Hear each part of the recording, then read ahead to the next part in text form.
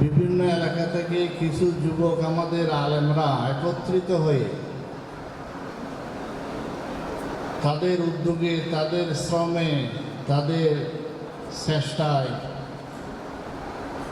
এই মাদ্রাসাতুর রাশাদ অতি অল্প সময়ে যে সুনাম অর্জন করতে সক্ষম হয়েছে, অবশ্যই এটা প্রশংসা।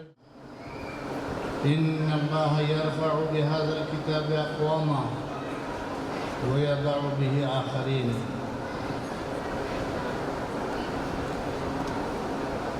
সন্দেশ থানার অন্তর্গত দোহাজারী পৌরসভা ফুলতলার আমার প্রাণপ্রিয় দ্বীনি শিক্ষা কেন্দ্র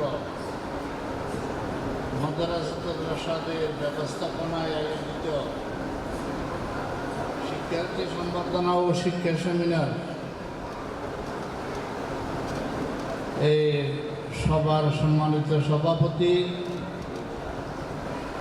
উপস্থিত হযরতে উলামায়ে কেরাম, অভিভাবকবৃন্দ এবং আমার প্রাণপ্রিয় ছাত্রছাত্রীরা, আল্লাহ তাআলার দরবারে আমি শুকরিয়া আদায় করছি। বিভিন্ন এলাকা থেকে কিছু যুবক আমাদের আলেমরা একত্রিত হয়ে তাদের উদ্যোগে, তাদের শ্রমে, তাদের চেষ্টায় এই মাদ্রাসাতুর রাশাদ অতি অল্প সময়ে যে সুনাম অর্জন করতে সক্ষম হয়েছে,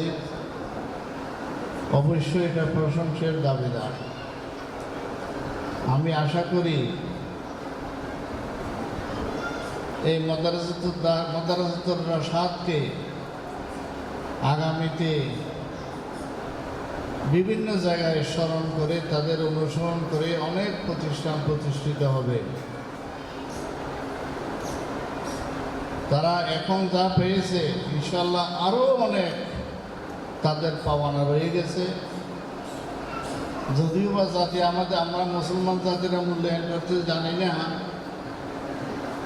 তাদের অনেক কিছু পাওয়ার দরকার আছে।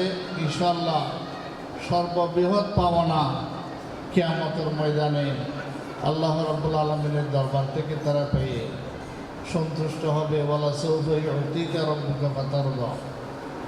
এমন পুরস্কার আল্লাহ তাআলা তাদেরকে দান করবে, যা পেয়ে তারা সন্তুষ্ট হয়ে যাবে। আমি অভিভাবকবৃন্দদেরকে বলতে চাই, শুধু এই পরিচালনা কমিটির প্রচেষ্টায় অগ্রসর হওয়া সম্ভব নয়, আপনাদেরও ভূমিকা অতি জরুরি।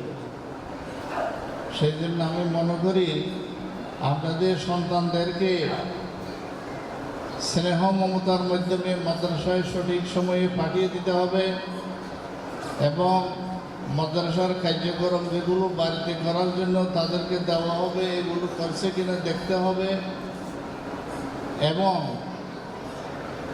এই তাদের শিক্ষকদের প্রতি ভালোবাসা, মায়া মহব্বতের সম্পর্ক রাখতে হবে।